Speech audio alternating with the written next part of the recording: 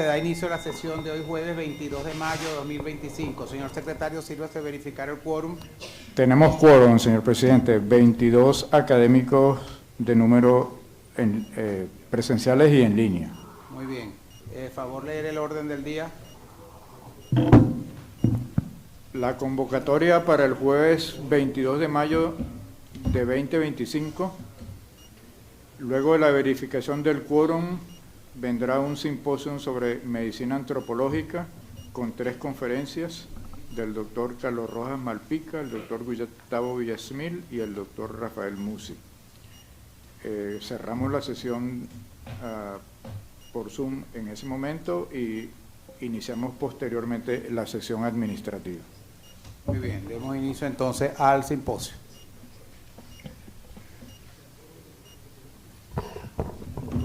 Sí. El simposio que corresponde al día de hoy sobre medicina antropológica ha sido organizado por la Comisión de Medicina General y Especialidades Médicas, cuyo presidente es el doctor José Ramón Poleo, y será coordinado por el doctor José Rodríguez Casas. El doctor José Ramón Poleo solicita el derecho de palabra para hacer la introducción del simposio. Tiene la palabra el doctor José Rodríguez Casas. José Ramón Poleo, disculpe. Sí. Casas es el coordinador. En primer lugar, buenos días a todos, colegas, amigos. En nombre de la comisión que presido, con la ayuda del doctor Eduardo Morales Briceño como secretario y con la presencia de destacados colegas como son la doctora Isa Miller, el doctor Israel Montes de Oca, el doctor José Luis Ceballos, el doctor José Rodríguez Casas, Carlos Rojas Malpica, el doctor Stegeman y la doctora Durán, tengo mucho placer en presentar este simposio que realmente lo sometimos a consideración el año pasado, a mediados de año, para ser incluido en la programación de la academia, pero por una serie de razones, ustedes saben, de tipo sobrevenidas, es solamente ahora que podemos darle curso al mismo. Yo creo que es importante porque es algo que se lo debíamos a la academia. En esta época cibernética en la cual el ejercicio médico cada vez es más tendiente a utilizar esa serie de nuevos métodos diversos, costosos, sofisticados, que realmente han hecho que, si bien pueden ser útiles, han hecho por otro lado que se deje de lado el contacto con el paciente, esa inteligencia artificial ahora también que rodea ese marco de nuevos procesos diagnósticos, ha hecho que entonces la medicina, como la concebíamos, se esté dejando de lado. Eso es importante porque el contacto con el paciente se está perdiendo. Y también se han dejado de lado esas herramientas fundamentales para el diagnóstico clínico, que son las bases del diagnóstico.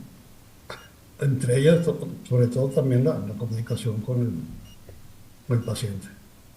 Este simposio lo vamos a dedicar a la memoria de destacados colegas como el doctor Otto Lima Gómez y el doctor Carlos Gil Yepes, quienes fueron promotores de la medicina antropológica en nuestro país.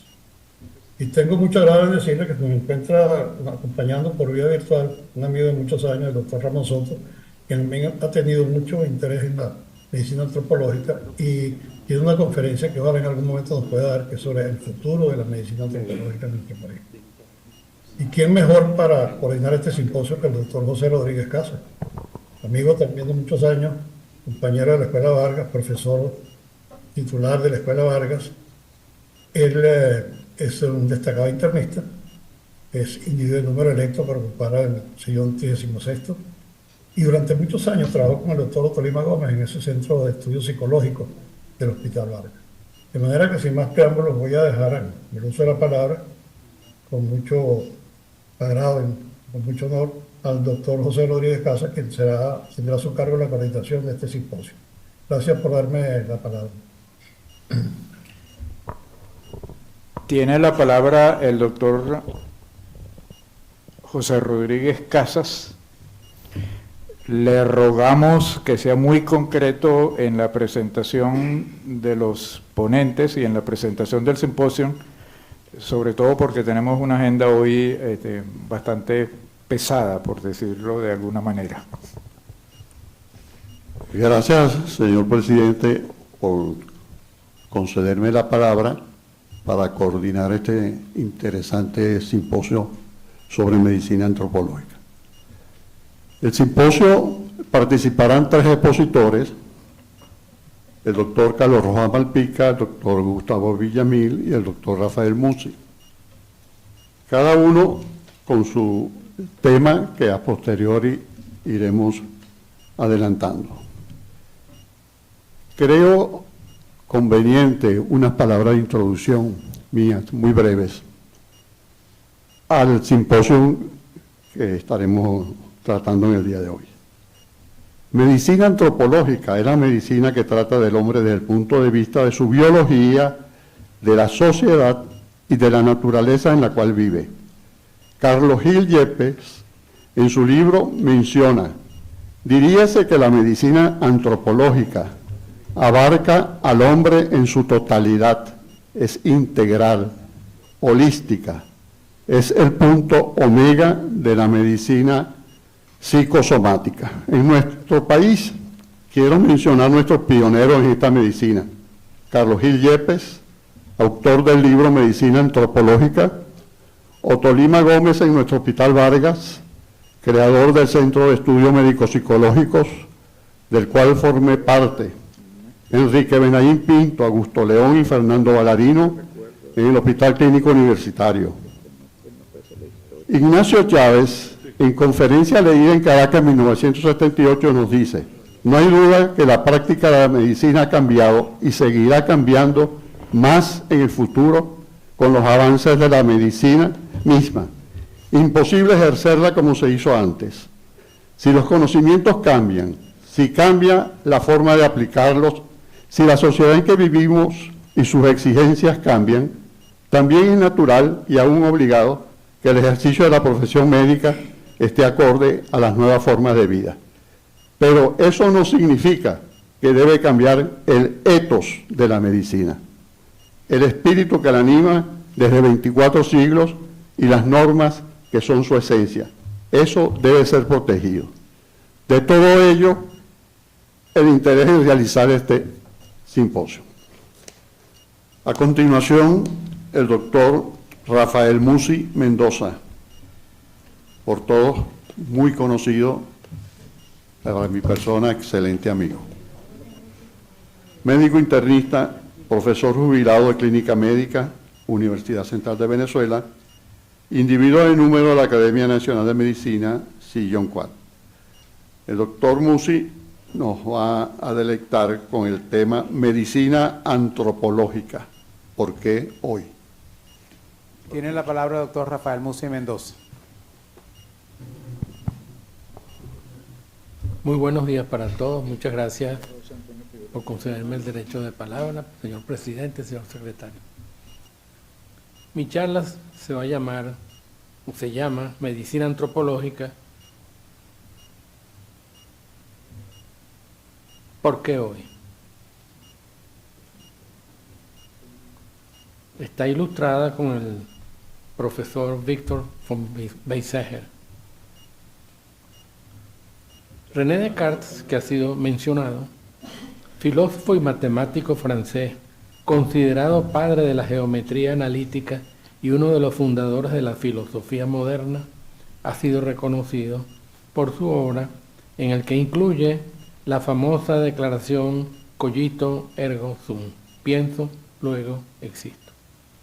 Publica en 1637 una de sus obras seminales, El discurso del método, donde realiza una separación epistemológica del ser humano en cuerpo y mente, vale decir, un dualismo de cuerpo y alma. De acuerdo a sus ideas, divide al ser en 2 categorías, una a la que llama res extensa, que comprende el ser material, aquella parte física y tangible del cuerpo, un hecho de extensión que al ocupar espacio es susceptible de ser mensurado y evaluado objetivamente. Y por otra parte, la res cogitans o cogito, cosa pensante, alma, mente o una cosa que piensa, si se quiere, etérea, que no puede asirse ni medirse. La res cogitans, cosa pensante, también traducido como sustancia mental, es junto con la res extensa una de las dos sustancias que, como dijimos, que conforme al dualismo cartesiano, constituye la existencia junto a Dios, el cual, sin embargo, es causa de sí mismo. A esta sustancia se la ha llegado a identificar como alma, la mente o la conciencia de los sujetos pensantes. Como consecuencia derivada y de inmediata, se establece un reduccionismo, mecanicismo o cosificación del ser humano. Así que el conocimiento, exploración de esta parte quedó relegado a un segundo plano durante muchos siglos. Ya se comentó acerca de la escuela de Heidelberg, donde nació este término de medicina antropológica, donde varios médicos filósofos, comenzando por Karl Jasper, intentaron reformular la teoría y prácticas médicas, ayudando a la medicina a ser más antropológica, más humana. Ludolf von Krell, internista, subrayó en la clínica la unicidad y espiritualidad de cada paciente, seguido de Richard Siebeck, que llevó adelante las intuiciones de Krell, conduciendo a destacar la biografía, muy importante, su evolución patográfica, su historiosidad, su historia vital, como parte integrante de la historia clínica. Victor von Weizsäcker completó y sintetizó el trabajo de sus predecesores, transformando tesis teóricas en un programa clínico que su sucesor oficial, Paul Christian, tradujo en el concreto de la investigación clínica. La medicina antropológica de hoy busca una historia patobiográfica, donde un daño antiguo que ocurrió en un organismo en equilibrio, alobiosis, produjo paulatinamente trastornos psicofuncionales, luego morfológicos, lo que se llamó la patobiosis reversible, y finalmente necróticos, la necrobiosis irreversible. En otras palabras, busca el sentido dinámico de la enfermedad. Estos tres grandes, Ludolf von Krell, Victor von Weizsäcker y Michael Balint, aquel famoso que decía que la primera medicina que prescribía un médico era su propia persona. Fue profesor de medicina y director de medicina interna en Königsberg. Enseñaba a sus alumnos que el primer acto del tratamiento médico es el acto de dar la mano al paciente. Algo que se perdió al comienzo de mis estudios médicos. Yo nunca vi en el hospital a ninguno de mis profesores darle la mano a los pacientes. Y él decía, si con nuestras débiles fuerzas no colaboráramos en la ulterior evolución de la medicina, la cual consiste en el ingreso de la personalidad del enfermo en el quehacer del médico como objeto de investigación y de estimación, es decir, en la reinstauración de las ciencias del espíritu y de las relaciones de la vida entera, como el otro de los fundamentos de la medicina y en igualdad de derechos con la ciencia natural. Su pensamiento fue muy importante en el tránsito de la medicina científica natural a la medicina antropológica. La intimidad del enfermo sobrevino después, con Joseph Breuer, Sigmund Freud y Pierre Janet.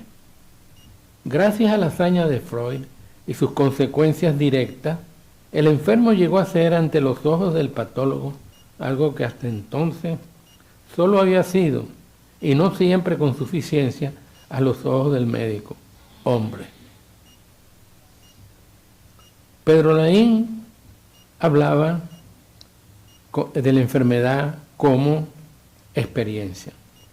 Otolima nos los hizo conocer, inclusive estuvo en el Hospital Vargas en algún momento, y decía, el hecho de presentar una enfermedad infecciosa no es siempre puro azar incomprensible. Algo influye en la disposición consciente o inconsciente de un individuo humano frente a su propia biografía para que, sometido a la acción de un organismo patógeno o noxa, llegue o no llegue a padecer la infección correspondiente.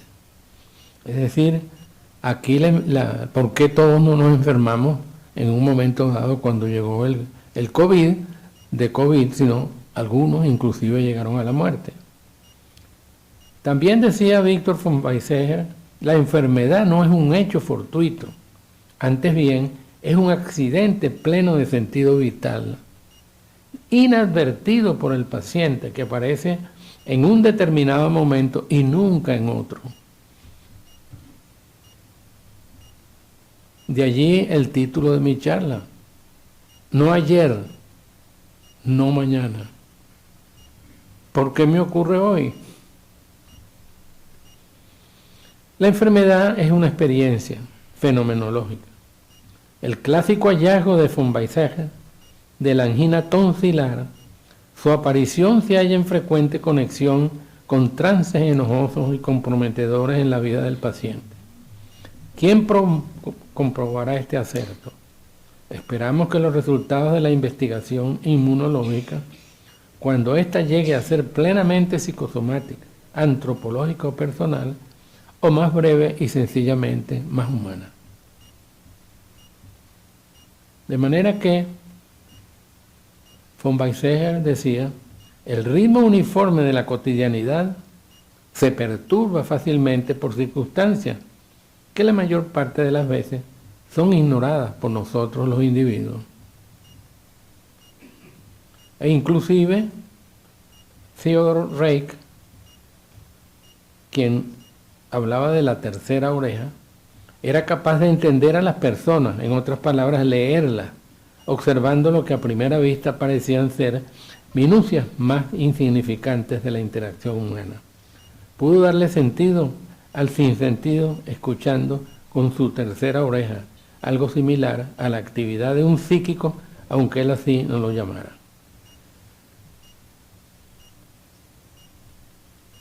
Según Antonio Damasio, un famoso neurólogo norteamericano de origen portugués, y su esposa Ana, escribieron un libro llamado El error de Descartes, fundamentales para entender que la mente y el cuerpo van unidos. Descartes imaginó que el pensar era una actividad muy separada del cuerpo. Para Antonio Damasio, el principio fue el ser y solo más tarde el pensar. Aquí se describe la historia de Phineas Gage, aquel famoso, vamos a decir, capataz, que fue atravesado por una viga de hierro a través de la cabeza, a través del lóbulo frontal, modificando toda su manera de vivir. Yo quiero mencionar a mi profesor de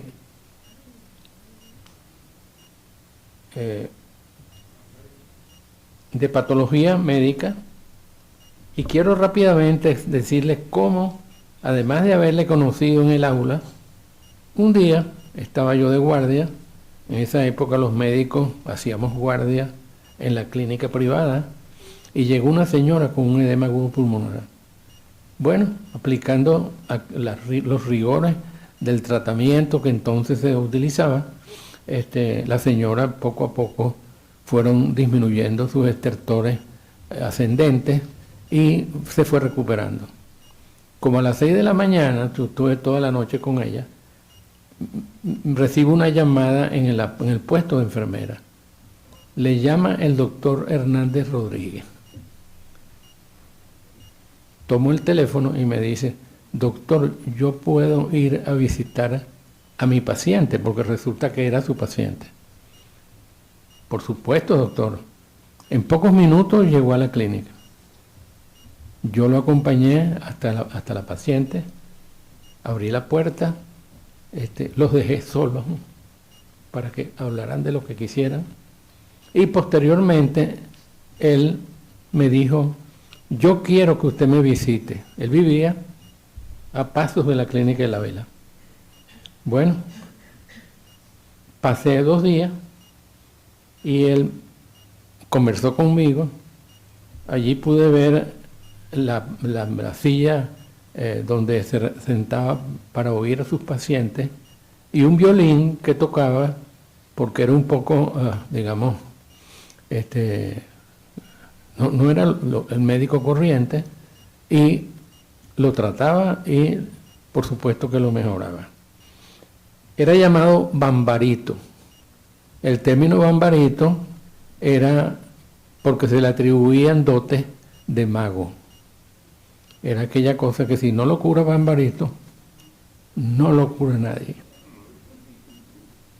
Como he recordado en estos días, a mi maestro patología médica, el doctor Rafael Hernández Rodríguez, apodado Bambarito por su capacidad diagnóstica inigualable, que al ejercerla parecía hacerle rondar los linderos de la magia. En uno de sus tantos adagios rememora hoy uno que me parece muy especial para el momento. Todo principio violento tiene un fin melancólico, que es lo que estamos viendo en estos momentos. Como ustedes pueden ver, yo lo visité un día después, el 1 de enero de 1966. Tenía solo 5 años de graduado. Y realmente él me marcó, me regaló todo lo que tenía. Y siempre lo recordaré. Escribimos una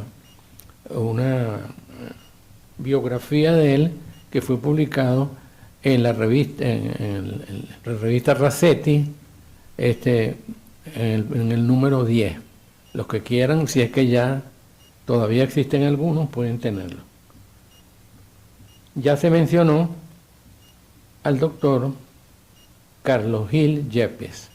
No solamente fue un cardiólogo de excepción y jefe del servicio de cardiología del hospital universitario, que uno no se imagina de dónde salió este hombre, digamos, a hablar de antropología médica y hablar de la muerte. Y aquí lo pone en uno de sus libros, y siempre todas estas personas, digamos, que se han ocupado de medicina antropológica, también incluyen la muerte, porque la muerte es parte de la vida. De manera de que Víctor von Weizsäcker decía, el tema de la muerte ha sido ajena al médico, pero el desarrollo de la medicina antropológica le obligará a enfrentarse a él. Decía Henry Adams, los maestros afectan eternamente. Nunca se sabe hasta dónde llegará su influencia. Muchos médicos aspirantes a ser buenos internistas fuimos influenciados por la personalidad magnética del doctor Otto Lima Gómez, sus maneras de fino clínico, su interés capital por la patobiografía del paciente y en sus aspectos emocionales como moduladores de la enfermedad, además de su acompañamiento y empatía sanadores. Sea tiempo de agradecerle nuevamente. Tuve la suerte de tener ese maestro que iluminó en mí caminos insospechables. Aquí vemos pues que inicialmente se dedicó a la medicina clínica, vamos a llamarla orgánica, y posteriormente sus libros fueron ese que me regaló cuando estaba haciendo mi residencia, que se llamaba Solo Medicina, y que guardo con mucho cariño por todo lo que en un momento dado, y yo quiero decirles que yo no era del Hospital Vargas, sino que tuve algunas malas experiencias con mis profesores en el hospital universitario, y un día me fui y dije, yo me voy de aquí, yo voy a buscar al doctor Otto Lima Gómez. Él me aceptó en su cátedra y ahí estuve mucho tiempo viendo todas sus maneras de ser. y de hacer. Como vemos, pues, tanto el doctor Rodríguez Casas como yo fuimos sus alumnos, quizás él más que yo, pero lo importante del asunto es que pudimos captar algunos de esos elementos tan extraordinarios que este hombre nos decía. De manera que veamos acá mente, cuerpo y espíritu. Ningún órgano o sistema existe en solitud de los demás. Él se relaciona con todos y todos se relacionan con él y con el mundo exterior. La mente y el espíritu con el cuerpo, lo de adentro con lo de afuera, lo local con lo general. Y les voy a mostrar esta alegoría de Luca Signorelli, en lo que vemos a alguien cargando sobre sus hombros a un ser humano, y dice: la suprema labor del médico es llevar sobre sus hombros el dolor del hombre enfermo. Muchas gracias.